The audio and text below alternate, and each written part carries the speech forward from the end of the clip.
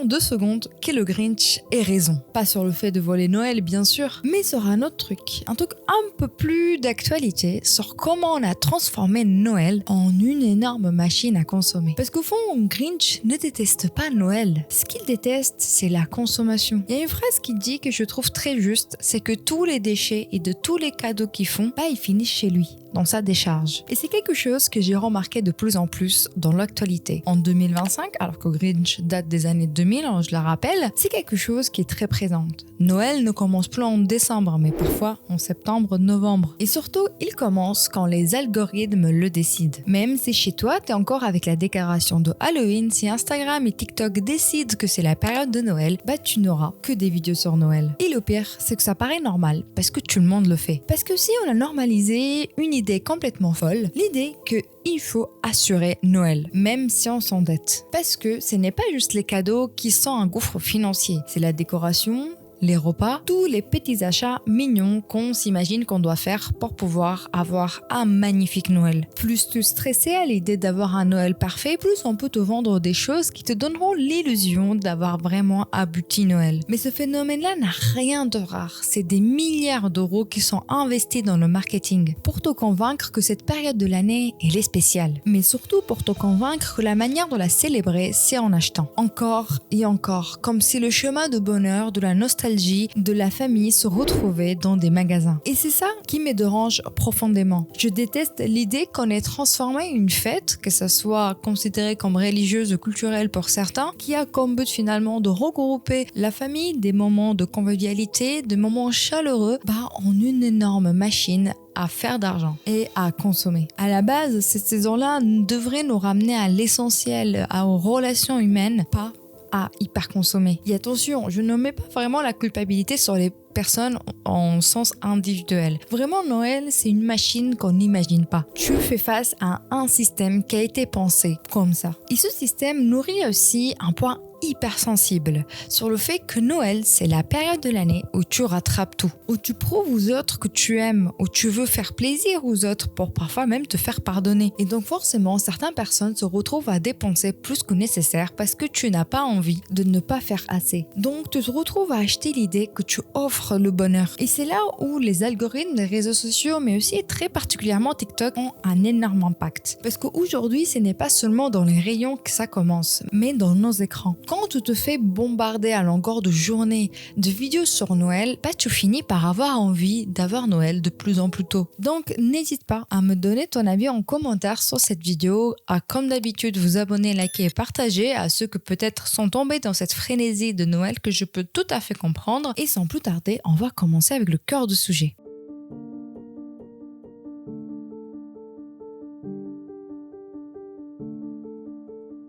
C'est vrai que cette année, Noël est arrivé vraiment très tôt. Quand je vous dis très tôt, vraiment plus tôt de ce que j'aurais aimé que ça arrive, même si j'adore cette période de l'année. Je suis tombée vraiment sur des vidéos des gens qui parlaient de leur calendrier d'avant, qu'ils allaient faire leurs courses pour Noël. On était en plein mois de septembre et toute cette nouvelle décoration, cette nouvelle tendance était déjà poussée par l'algorithme alors que Halloween n'était même pas encore arrivé. Et bien sûr que les influenceurs contribuent à ce phénomène parce qu'on voit de plus en plus de créateurs sauter carrément des saisons. Et d'un côté, on voit aussi le côté forcé de ces contenus parce qu'on voit qu'en fait, ils veulent rattraper l'algorithme. Parce que si l'algorithme dit que la saison de Noël a commencé, il faut que les influenceurs suivent même si ça n'a aucun sens. Surtout quand il fait encore chaud dehors, qu'on n'est même pas encore passé à l'horaire d'hiver. Et surtout que j'entends Maria Carey alors que pour moi, Maria Carey, c'est décembre, d'accord? J'ai signé pour l'avoir au mois de décembre, je n'ai pas signé pour l'avoir à partir de septembre. It's time, j'en en peux plus de mes oreilles. Et les gens me parlent de Noël. J'adore l'hiver pour de vrai, j'aime bien l'ambiance de Noël, les lumières, les journées courtes, etc. Mais j'aime bien ça quand c'est l'hiver, pas en automne. En automne, c'est Halloween. Chaque saison, on devrait avoir son temps. Et je voudrais qu'on regarde quelques vidéos de décoration, des gens qui vont acheter des décorations de Noël alors qu'on est en plein mois de septembre. Let's go Christmas shopping at Walmart. Okay, look, I know I say this every time. Yes, it's September. Yes, it's early. But I feel like if you don't go now, you miss out on all of the best stuff, which kind of sucks because it's nice to enjoy the seasons when they're actually happening. But we're just gonna go check out what they have, so let's go.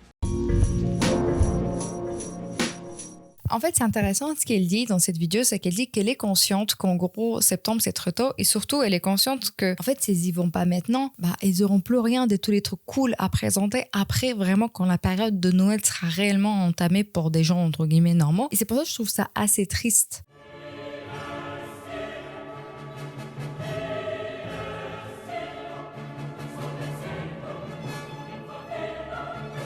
Moi, ce que je trouve fou, c'est à quel point au mois de septembre, il y a déjà une quantité astronomique de décorations de Noël. En fait, je ne comprends pas. Soit ils sont là toute l'année, donc dans ce cas-là, why not? Voilà, on les garde là toute l'année. Mais je ne vois pas l'intérêt de mettre des décorations de Noël en septembre, en fait. Et c'est drôle parce que j'ai vu énormément TikTok des gens qui me faisaient des hauls de ce qu'ils avaient trouvé pour Noël et tout. Et tu vois, les dates, c'est genre fin août, début septembre. Les gens étaient là, mais en fait, on est encore au bord de la mer pour certains. Donc pourquoi vous nous parlez de Noël, en fait? Et moi, je comprends tout à fait que Noël, ça a vraiment un sens pour certains, peut-être plus que chez des autres, et c'est complètement normal, ça dépendra de notre vie et de comment on a vécu Noël. Et je comprends aussi cette volonté d'avoir cette nostalgie qu'on peut avoir à Noël, et je suis d'accord avec vous que parfois, on n'est pas obligé de commencer Noël le 1er septembre, on peut le commencer début novembre, mi-novembre. Par contre, il y a juste des saisons à respecter, et je trouve que c'est important de respecter ces saisons pour une simple et bonne raison, parce qu'il faut respecter le rythme des choses. Si vous vivez une saison à toute vitesse, vous ne la sentez pas et donc vous ne la vivez pas. En fait, si vous commencez à vivre Noël en septembre et que tout le reste de personnes est en train de vivre Halloween encore, en fait, vous êtes en décalage avec ces personnes-là et même après pour vous, vos souvenirs des saisons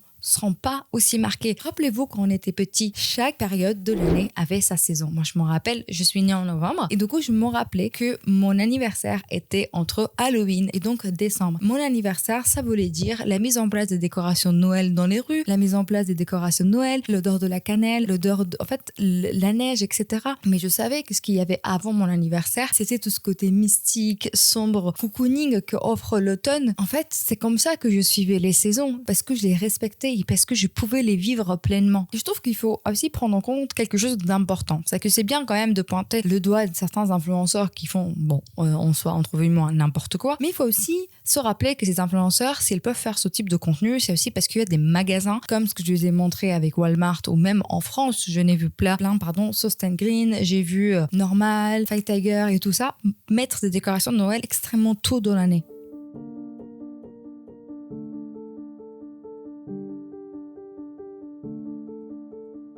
Et en fait, la réalité pour ce type d'entreprise, parce qu'en fait, c'est des entreprises, c'est que plus Noël commence tôt, plus vous avez le temps de dépenser votre argent. Et comme c'est étalé sur plusieurs mois, vous ne sentez pas forcément ces dépenses. Et du coup, ce n'est pas juste une période, ce qui se regroupe en 3 semaines où vous faites énormément de dépenses, mais c'est une longue saison où vous pouvez dépenser avec, par exemple, 2 salaires, 3 salaires qui sont rentrés. T'achètes un petit truc par-ci, un petit truc par-là, un truc mignon, un truc que t'aimes bien, et en fait, à la fin, tu te rends pas compte, mais en additionnant tous les achats, et en fait, tu t'aperçois que tu as dépensé beaucoup plus de ce qui était réellement nécessaire et de ce que tu aurais dépensé si ça avait été dans une courte durée. Il y a aussi un truc que je trouve très important, c'est le fait qu'il y a un biais cognitif. Un biais cognitif, c'est une déviation dans la manière dont on traite une information. En gros, notre cerveau ne réagit pas de façon parfaitement logique et rationnelle. Il filtre, il va simplifier, il interprète et parfois il se trompe. Et ça peut nous faire accorder beaucoup plus d'importance à certains éléments qu'à d'autres, jusqu'à produire des erreurs de jugement, surtout quand on est fatigué, stressé ou émotionnellement vulnérable. Et ça, pour les commerçants, c'est une période idéale. C'est le moment parfait pour venir chercher une dernière fois notre argent avant la clôture des comptes. Et pour y arriver, ils vont utiliser un tas de stratégies parce que, en tant que consommateur, nos décisions d'achat sont beaucoup moins rationnelles de ce qu'on pourrait penser. Nos choix et nos décisions quotidiennes, parfois, sont complètement biaisés, même si on pense pouvoir choisir librement et même être lucide dans notre choix. Et ce que pour beaucoup d'économistes, ils ont appelé « je me sens bien,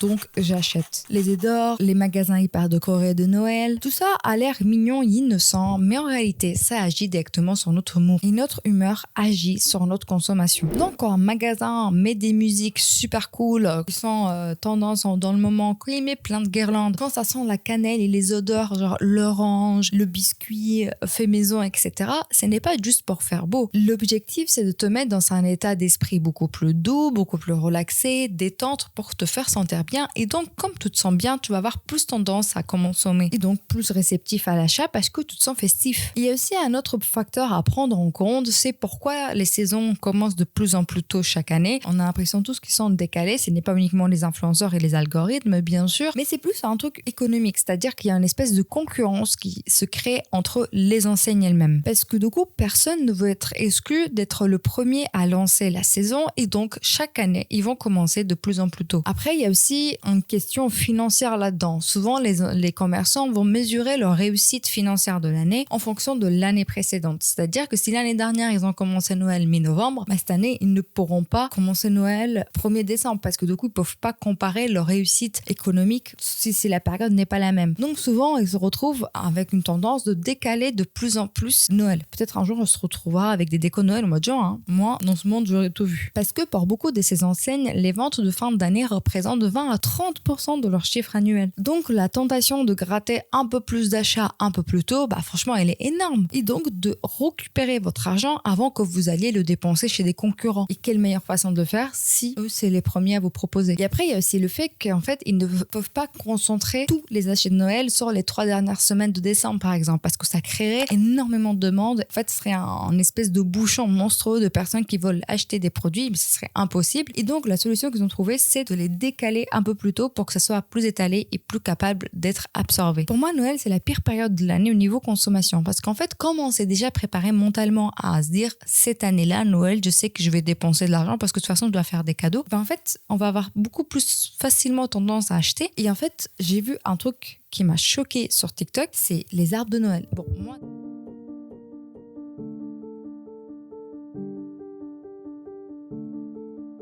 de Noël. Bon, moi déjà, je ne savais pas qu'il y avait un business aussi grand pour des arbres de Noël. Mais pour moi, les gens normaux avaient un arbre de Noël chez eux. Et en fait, là, je suis tombée sur TikTok sur des gens qui avaient plusieurs arbres de Noël chez eux. Ils voulaient qu'on regarde un ensemble parce que j'ai pas compris le concept.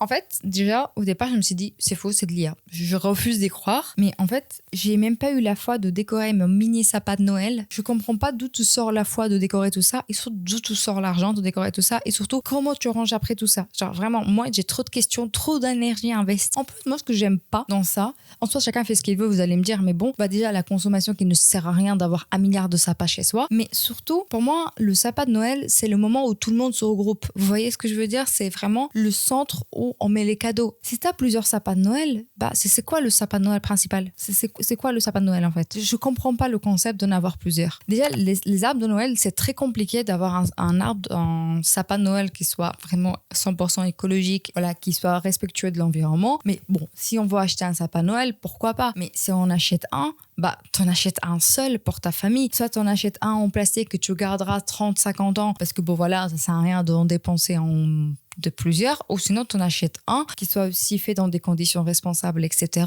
Et tu en as un seul. Pourquoi tu en as besoin de 13? Vraiment, ça me dépasse.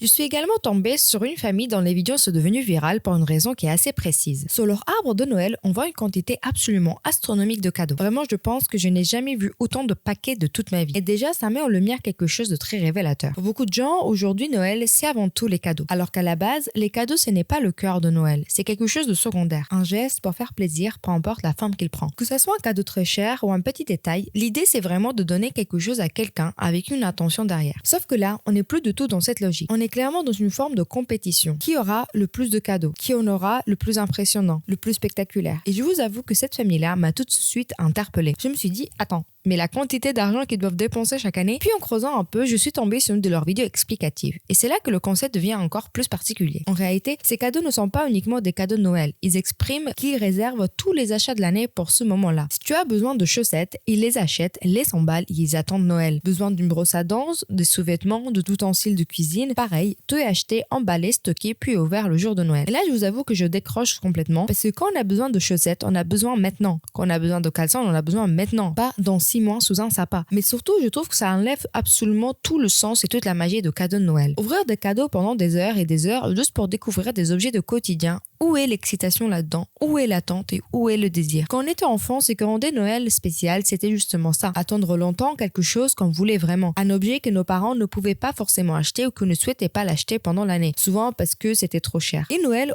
donnait ce moment exceptionnel où enfin on nous l'offrait. Là, j'ai de mal à comprendre l'intérêt pour des enfants de passer toute leur matinée ou leur soirée de Noël à ouvrir des paquets encore et encore pour tomber sur des chaussettes, des vêtements ou des objets qu'ils auraient de toute façon eu dans l'année. Pour moi, c'est un niveau qui me dépasse. Il y a aussi une question de fatigue. Ouvrir des cadeaux, c'est cool, évidemment. Mais est-ce que ça l'est toujours autant quand il y a des centaines de cadeaux? Est-ce qu'on ressent vraiment la même satisfaction en ouvrant 500 paquets qu'en ouvrant seulement 2 qu'on attendait depuis 2 mois? Et au-delà de ça, je me pose une vraie question. Quelle image ça donne aux enfants? Quel rapport à la consommation on leur transmet? Quels souvenirs ils vont garder de Noël? Est-ce qu'ils se souviendront d'un moment chaleureux, familier, marquant ou simplement d'une avalanche de paquets sans valeur réelle? Parce que, à force de vouloir tout transformer en spectacle et en accumulation, on finit parfois par vider les choses de leur sens. Et Noël à la base, c'est tout sauf ça. Surtout sans compter avec l'énorme quantité de papier cadeau qui est dépensé et qui finira jeté strictement pour rien.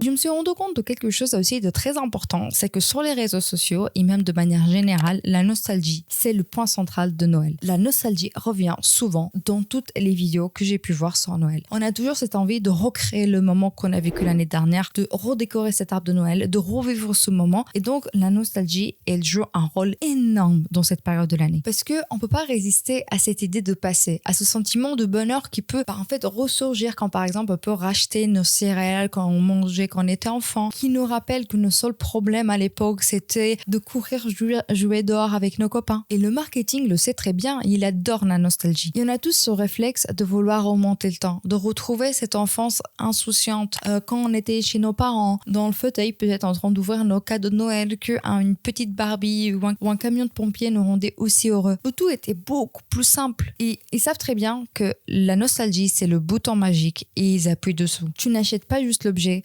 t'achètes un sentiment, un bonheur et un souvenir surtout. Mais le problème, c'est que la décoration qu'on peut acheter aujourd'hui, en fait, c'est pas faite pour durer. Quand on regarde certaines vidéos des décorations des filles ou des garçons qui vont faire du shopping et qui nous montrent les dernières décos qui sortent, en fait, c'est de plastique. C'est de plastique de très très mauvaise qualité. Ce n'est pas des produits qui sont faits pour durer. Ce n'est pas possible au vu des nombreuses tendances qui sortent tout le temps. Ce n'est pas des décorations qui sont faites pour être transmises de génération en génération. Donc, pour devenir un héritage familial, c'est juste un produit fabriqué en masse pour satisfaire un besoin imminent. J'ai vu des gens dépenser des quantités mais ahlurissantes en décoration de Noël bas de gamme, ça me fait mal au cœur parce que c'est de l'argent qu'ils ne récupéreront jamais et tout ça, ça finira soit dans des trucs de seconde main, soit dans des déchetteries, peut-être même chez les Grinch, parce que Noël, ça change tout le temps. On a eu la période de Noël rose, on a eu la période de Noël gold, on a eu la période de tous les Noël noir. Franchement, on a eu la période de tous les Noëls. Et en fait, c'est pas des tendances qui durent. Donc en fait, vous allez acheter énormément de décorations qui étaient tendances à un moment donné et que dans 2 ans, ça ne servira plus à rien parce que plus personne ne voudra de cette décoration. Et c'est ça le cœur du problème. On est tellement obsédé par la culture de trend qu'on a littéralement créé un cycle de déchets autour d'une fête qui est censée quand même prôner la gratitude, la famille, le bien-être. Vos objets de décoration qui vous achetez sûrement juste peut-être parce que vous avez vu une trend, en fait, ils vont finir entassés dans un garage ou dans un placard, ou parfois on ne saurait même pas quoi en faire. Et je répète ce que j'avais dit dans ma vidéo sur le BookTok, les produits de décoration que vous achetez maintenant parce que c'est tendance, ne vous rassurez pas en vous disant « bah non, mais je les donnerai, les rend quelqu'un en seconde main ». Oui, Pourquoi pas, c'est mieux que ça finisse à la poubelle. Mais qui vaudra de ça lorsque ça ne sera plus tendance? C'est ça la question qu'il faut que vous posiez. Et c'est pour ça que les trends sont aussi mises en avant et aussi mises tôt dans le monde des influences. Pourquoi? Parce qu'en fait, quand tu es influenceur, ton but, c'est de percer. Et donc, quelle est la meilleure façon de faire? De toujours lancer la nouvelle trend. Et comme tu lanceras la nouvelle trend, tu seras mis en avant, tu auras de la visibilité, des partenariats. Et c'est pour ça on se retrouve de plus en plus avec des vidéos. Regardez comment je décore mon sapin, mes nouvelles tendances pour Noël. Noël, ça sera ça cette année, ça sera cette couleur, ça sera cette tendance, ça sera cette vibe. Et dans les commentaires, je vois une quantité des gens qui disent « Mais moi, je veux trop ce que tu as, je veux acheter ça, je veux acheter ça. » Alors que peut-être ils ont déjà 1 milliard de décorations chez eux. Mais pourquoi ils veulent ça? Ils veulent ça parce que ça leur rappelle quelque chose, soit pour être en tendance avec les tendances actuelles, soit parce que cet objet-là ou ce produit-là va leur donner une sensation. Sauf qu'en fait, le vrai Noël ne se retrouve pas dans des décorations en plastique. Le vrai Noël, ça se retrouve en quoi? C'est ça qu'il faudrait qu'on se pose la question. Pour moi, le vrai Noël se retrouve dans un chocolat chaud, dans un vin chaud, dans l'odeur de pain d'épices, avec un petit sapin, avec une petite lumière tamisée, tranquille chez moi, entouré des gens que j'aime, et parfois sans même pas avoir de décoration. Et vous savez ce qui est drôle? C'est que ce Noël-là, ce Noël de base, qui se résumait dans une petite décoration un peu tamisée, rouge, verte, bleu marine, marron, et en fait c'est revenu à la mode. C'est-à-dire qu'on a mis fin à toutes ces décorations de Noël rose, Noël violet, Noël, toutes les couleurs qu'on a pu avoir imaginé. On est revenu à un Noël beaucoup plus traditionnel, sauf que cette fois-ci, ce n'est pas juste un Noël classique, parce que sinon, comment on voudrait acheter des choses? C'est le Noël Ralph Lauren.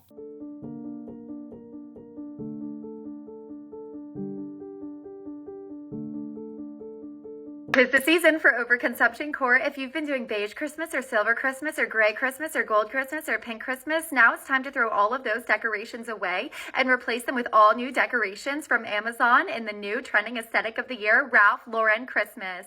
Ralph Lauren Christmas, red and green, traditional everything. Yep, that's right. It's basically just traditional Christmas repackaged with a new aesthetic label that will keep you spending. Donc, c'est quoi le Noël Ralph Lauren? Je vais vous mettre des TikTok à l'écran pour que vous voyez un peu de quoi je parle. Parce que pour moi, c'est un Noël classique. C'est-à-dire c'est un Noël, je dirais même un Noël d'une famille plutôt aisée, bourgeoise, parce que t'as quand même pas mal une cheminée, un beau canapé en cuir derrière, etc. J'ai vu beaucoup de gens dans les commentaires dire aussi qu'en fait c'est juste un Noël écossais, parce que c'est des motifs qui rappellent beaucoup le tweed en Écosse et tout. Et c'est vrai que ça m'a fait beaucoup penser à l'Écosse, cette idée de cuir un peu marron, des lumières tamisées, le bois, la cheminée, le froid. Moi je dirais juste c'est une version classique de Noël, mais avec un peu plus d'argent. Et c'est vrai que c'est assez drôle parce que moi, quand j'ai entendu pour la première fois qu'on parlait de Noël Ralph Lauren, je me suis dit, mais qu'est-ce que c'est ça? C'est quoi ce truc? Je me suis dit que c'était un nouveau truc, que je n'étais pas au courant. Bon, c'est juste un Noël, quoi. En vrai, c'est juste le Noël des films. Pour moi, c'est le Noël des pubs. Que là, juste, on vient lui rajouter un nom un peu chic de marque qui coûte cher. Et c'est là où il y a eu un gros drama sur ce Noël à Ralph Lauren parce que ça a ouvert la porte à des discussions sur les classes sociales. D'un côté, il y a des gens comme moi, je peux l'être, où je suis en train de dire, c'est juste un Noël, en fait, classique. Quand vous voyez les photos, je vous mets à l'écran, jugez par vous-même. Pour moi, c'est juste un Noël normal. Et d'un autre côté, tu as ceux qui disent, non, inspiré de Noël traditionnel, mais il y a des détails plus raffinés que tu ne vois pas. Il y en a qui vont même jusqu'à dire à d'autres personnes qui ne sont pas assez raffinées pour comprendre. Quand je dis raffinés, je fais plus référence qu'ils ne sont pas un statut social qui leur permettrait de comprendre. Donc, si je traduis ça simplement, t'es trop pauvre, t'as pas de goût, tu ne comprends rien à la mode ni à l'univers de Ralph Lauren. Parce que cette différence qu'ils défendent corps et âme, c'est juste un Noël plus codifié. Il y a de rouge, il y a de vert, il y a des plaids, mais après j'ai envie de vous dire, il fait tellement froid. Personne n'a de l'argent pour allumer le chauffage ici, donc oui, on a tous des plaids chez nous. Et en fait, c'est intéressant parce que tout ça ressemble du coup énormément au discours qu'on peut avoir dans le monde de luxe. Et j'ai même vu un TikTok de quelqu'un qui disait qu'il fallait qu'on investisse dans le papier cadeau pour pouvoir avoir le Noël Ralph Lauren. C'est-à-dire que, en fait, il y a des gens, tu invites d'autres personnes, t'arrives avec ton petit papier cadeau, ourson, ou tout ce que vous voulez, il te dit non, mais moi, ton papier cadeau là, non, investis dans de vrais papiers cadeaux qui coûtent 20 balles le rouleau, parce que sinon, ça ne matche pas avec ma déco, tu comprends? Est-ce que vous imaginez la situation? Moi, quelqu'un me fait ça, je vais lui dire, écoute, c'est un papier cadeau, tu vas pas me casser la tête, c'est un papier cadeau. Et dites-vous même que moi, je suis un stade où j'achète jamais de papier cadeau. Donc, j'ai déjà emballé des cadeaux avec des vieux partiels. Vraiment, peut-être j'exagère, hein, peut-être, dites-moi. Mais franchement, ça fait très bien l'affaire. Et ça fait toujours une surprise où les gens rigolent parce que parfois, j'ai 18 et parfois, j'ai 6 dans le partiel. Donc, c'est assez drôle. Et au fond, la gêne, ce n'est même pas qu'il existe un Ralph Lauren Noël. On s'en fout. Ce qui gêne, c'est à quel point cette esthétique devient un outil social. Un moyen de hiérarchiser les gens. Tu comprends? Si toi, tu comprends pas, c'est que c'est trop pauvre. Si tu comprends, c'est à le niveau pour. On transforme en quelque chose qui devrait être chaleureuse, amicale, familiale, où tout le monde est plutôt gentil à cette période de l'année, on va dire, à quelque chose qui va être associé aux dépenses, au bon goût. Parce qu'il y a des règles implicites que si tu n'as pas le niveau social pour, tu ne comprendras pas. Et donc, tout ça devient un marqueur social. Et c'est là toute l'ironie dans le Noël de Ralph Lauren, je trouve, c'est que normalement, Noël, pour moi, ça a toujours été quelque chose d'un peu kitsch. On a toujours cette décoration parfois moche, qu'on ne sait pas d'où ça sort, mais que ça se ressort tous les ans au même endroit. Surtout quand je vois des vidéos comme celle-ci que j'ai pu trouver, où vraiment on sent un certain mépris envers des gens qui veulent juste un Noël classique. C'est une femme qui s'est dit avoir travaillé pour Ralph Lauren de génération, ok, si tu veux, et qu'elle nous dit comment il faut qu'on fasse Noël. Oh, Ralph Lauren Christmas, huh? Let's go. I was a second generation Ralph Lauren employee. My mom did merchandising and she opened the collection store on the plaza in Kansas City in the 80s. And I designed dresses at Ralph Lauren in New York for a really long time before I launched my own direct-to-consumer women's clothing brand. Anyways, okay, Christmas, Ralph Lauren style. Let's offend some people. And if you don't like these rules, you really would not have liked working at Ralph Lauren. And that's why everything looks so good, because everything is so completely concise. Bright green garland of any kind. No. What else? 3 basic types of plaids. Traditional Christmas plaid. Then you're going to have like the blue woven plaid. And then you're going to have the black watch red and black plaid, something you would think more for like ski season, ski house. Do not mix those plaids, okay? Don't play together. This leads me to my next point. What goes under the Christmas tree? We could maybe mix a few plaids of the same shade under the Christmas tree. We are not letting people bring their own wrapping paper and put presents under your tree. This goes high-low. Low, no bags. No bags. Boxes. Wrapped boxes. No bags, no bags. No gift bags. If someone brings a gift over to your house and you feel like you have to display it, it goes behind the tree. Concise, consistent wrapping paper. The same goes for Ralph Lauren Christmas in the opposite end. Orange bags? No. Chanel bags? No. Wrap it. Wrap it in one pattern, or one pattern and then the inverse of the same pattern with the same ribbon color on every single package. No Ralph Lauren Christmas at your house. I don't want to see a single overhead light on. Turn it off. Let's talk holiday signage. No signage. None. No ho ho ho. No swirly, twirly. That is not a Ralph Lauren Christmas. It's not the same party. If you want a Ralph Lauren Christmas, we're speaking Merry Christmas. We're speaking ho ho ho. We're not printing it on a sign. We're not looking it on a wall. We're speaking. Déjà, ça me fait trop rire quand elle dit il faut parler Noël. Je suis désolée, mais ça me fait rire, mais bon, c'est pas drôle, c'est pas trop drôle non plus. De toute manière, si personnellement je devais parler Noël, je serais plus au team le Grinch, hein, donc désolée. J'aurais dû me déguiser en Grinch pour la vidéo. Mais revenons à notre sujet. Moi, la vidéo là que je viens de vous mettre, pour moi, ça ne décrit pas un Noël de chez quelqu'un. Ça décrit une vitrine. Ça décrit des règles spécifiques pour vraiment construire une vitrine, parce que je sais pas si vous saviez, mais en fait, les vitrines des magasins, j'avais bossé dans un magasin il y a quelques années, et en fait les vitrines des magasins, c'est très codifié. C'est quelqu'un dont le siège, dont le travail c'est de refaire ces vitrines, et vous retrouverez toujours les mêmes vitrines partout, et c'est un sacré métier. Donc en fait pour moi ce qu'elle décrit, c'est le métier de quelqu'un qui fait des vitrines pour que tout soit spécifiquement à sa place, et c'est normal parce que c'est censé être parfait, attirant, harmonieux, mais ce n'est pas Noël. Comme je vous disais, pour moi Noël c'est vraiment un moment où on se pose pas trop de questions sur ce qui parfait. Au contraire, plus c'est imparfait, plus c'est chaleureux. Quand on repense à notre Noël d'enfance, ce n'était pas un mood board Pinterest. Notre Noël d'enfance, c'était un Noël un peu kitsch, parfois pas parfait. Parfois, on avait des plus beaux cadeaux, parfois on avait des cadeaux un peu plus nuls.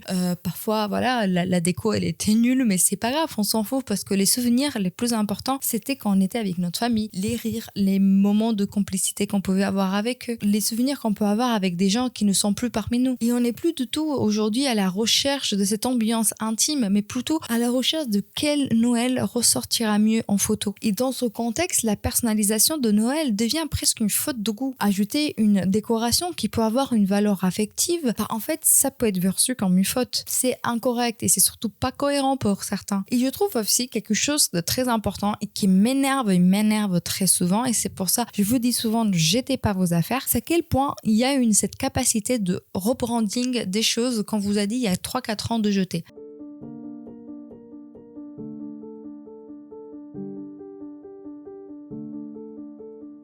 Le Noël classique a été complètement dépassé de mode. On considérait que c'était ringard, que c'était moche, voilà. Et donc, on est passé à plein de Noël. Au Noël rose, au Noël rouge, exclusivement, au Noël doré, au Noël beige, on a tout vu. Et aujourd'hui, on remet sur la table qu'il faut avoir un Noël classique avec des décorations rouges, vertes, marron, etc. Mais du coup, en fait, vous avez jeté vos produits il y a 3-4 ans, vous les avez sûrement donnés. Et maintenant, il faut juste dépenser plus pour acheter des choses dont on disposait déjà, mais du coup qu'on a jeté parce que les trends n'étaient pas ça. Et donc, c'est-à-dire que cette année, comme il faut que j'achète des nouvelles décos pour être avec la trend, tout ce que j'ai acheté l'année précédente, je le jette. Vraiment, parfois, il va falloir qu'on m'explique, les personnes qui ont une consommation comme ça, où est-ce qu'ils mettent tous leurs produits. Est-ce qu'il y a une conscience que lorsque vous jetez quelque chose, ça ne disparaît pas comme par magie, que ça ne s'évapore pas, mais que ça va quelque part. Et ça, je trouve que c'est quelque chose de très important. Prenez vraiment, s'il vous plaît, lorsque vous achetez quelque chose, en considération la durée de vie de produit que vous achetez. Posez-vous des questions sur où est-ce que ce produit finira lorsque je n'aurai plus besoin. Et croyez-moi, parfois vous allez réfléchir 2-3 fois avant d'acheter quelque chose. Et je trouve aussi, pour continuer sur le sujet de Noël Ralph Lauren, c'est que lorsqu'on délègue cette partie de décoration de chez nous, de Noël, etc., en fait, on vient de déléguer une partie de notre liberté, de notre personnalité à des personnes qu'on ne connaît pas. C'est-à-dire qu'à la place de nous poser des questions sur qu'est-ce que moi, en tant que personne, je aime réellement après m'être construit en tant qu'être humain avec une certaine personnalité et avec un certain désir, qu'est-ce que j'aime ou qu'est-ce que j'aime pas, parce que je conçois tout à fait qu'il y a des gens que Noël ils s'en foutent royalement et qui ne veulent pas avoir des décorations et que c'est pas leur délire, et c'est complètement normal. Et je conçois l'idée, comme je peux concevoir l'idée pour que certaines personnes, Noël c'est très important et que tous les ans ils décorent leur maison. Je ne juge ni l'un ni l'autre, mais je dis juste qu'il faut en fait, lorsque on va acheter, lorsque parfois on se fait un peu influencer, de se poser cette question de qu'est-ce que moi, en tant que personne, je veux vraiment, indépendamment de ce que les personnes extérieures peuvent, elles, vouloir. Parce que ces personnes-là, c'est juste des marques ou des créateurs de tendances. Ils ne connaissent ni notre vie, ni notre budget, ni nos désirs. Mais qui finissent, ces personnes-là, qui nous sont complètement étrangères, de définir le Noël qui est bien pour nous. Et je trouve qu'il y a un paradoxe dans tout ça qui est très important. Le Ralph Lauren veut mettre en place un Noël nostalgique, un Noël comme ceux qu'on avait quand on était enfant, qui nous rappelle notre enfance, cette petite odeur, cette petite sensation. Vous voyez, ces petits trucs qui vous réchauffent le cœur. Mais en même temps, il faut que vous posiez la question, notamment pour ceux peut-être qui ont des enfants. Comment vous voulez créer de la nostalgie quand vous changez vos décorations tous les ans ?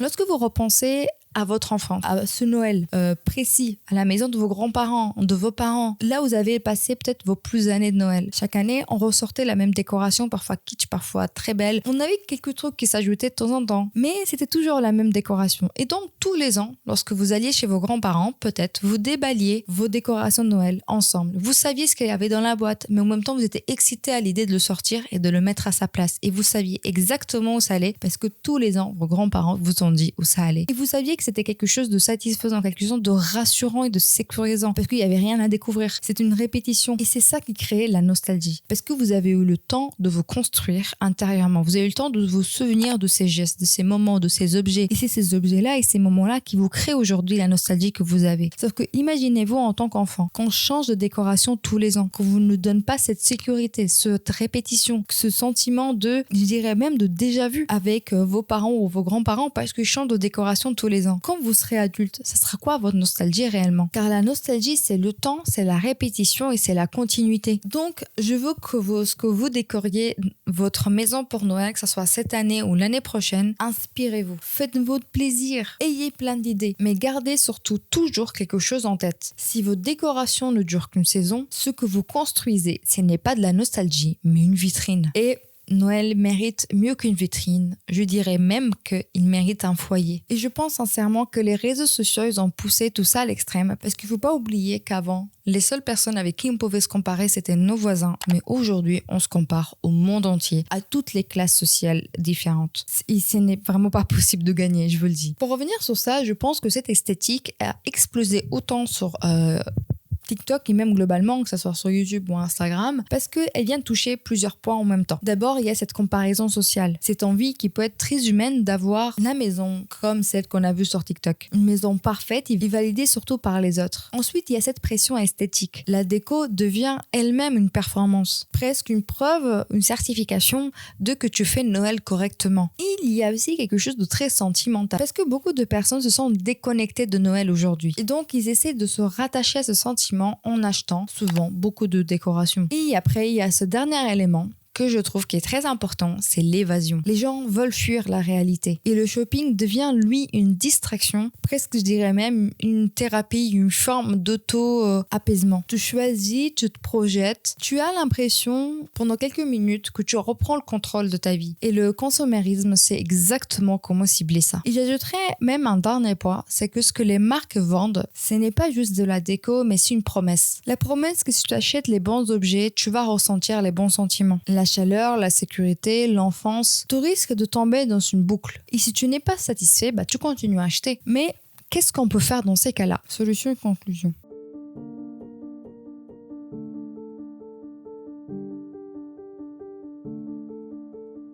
Achetez ce dont vous avez besoin, achetez ce que vous aimez, pas parce que c'est à la mode. Et surtout, je dirais, achetez des choses qui racontent quelque chose. Des objets qui ont eux-mêmes une histoire, pas juste des objets esthétiques.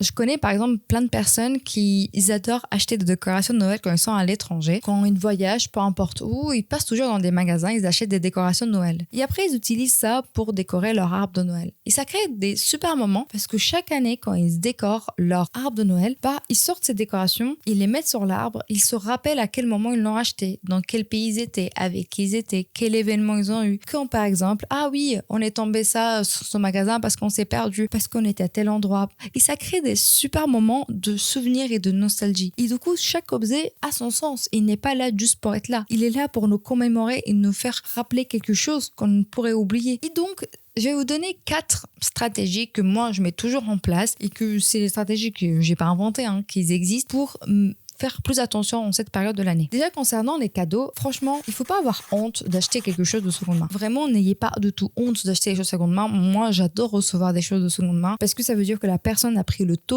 temps de chercher quelque chose pour moi qui me plaisait vraiment, et c'est compliqué de trouver des choses en seconde main. Donc vraiment vintage, que ça soit dans des friperies ou que ça soit dans des brocantes, c'est des objets, que ce soit neuf ou pas. Le but et le plus important, c'est l'intention qu'il y a derrière. L'autre point que je fais aussi, c'est de se fixer un budget. S'il vous plaît, fixez-vous un budget pour Noël. Parce qu'on se rend pas compte, mais ça va très très vite. Se fixer un budget, ça permet déjà d'être limité et de ne pas faire des achats impulsifs, de ne pas se laisser avoir par le marketing. Parce que avant même que vous mettiez un pied dans le magasin, vous faites une liste de qu'est-ce que vous avez besoin et qu'est-ce que vous n'avez pas besoin. Décidez à tête reposée. Le moindre dérangement psychologique ou physique peut influencer votre capacité à prendre une décision de manière lucide, notamment lorsqu'on parle d'argent et de consommer. Si vous hésitez entre 2 produits, si vous êtes fatigué, si vous avez faim, si vous avez eu une dure journée, si vous êtes heureux, n'achetez pas tout de suite et réfléchissez 2 fois. Parce que dans ces états, on va acheter plus facilement, soit pour combler une émotion, soit pour la prolonger. Donc, si vous vous retrouvez dans une de ces situations, reportez votre achat. Et moi, j'ai toujours une théorie dans ma vie, c'est que si quelque chose était là, que je la voulais, que j'ai pris le temps pour l'acheter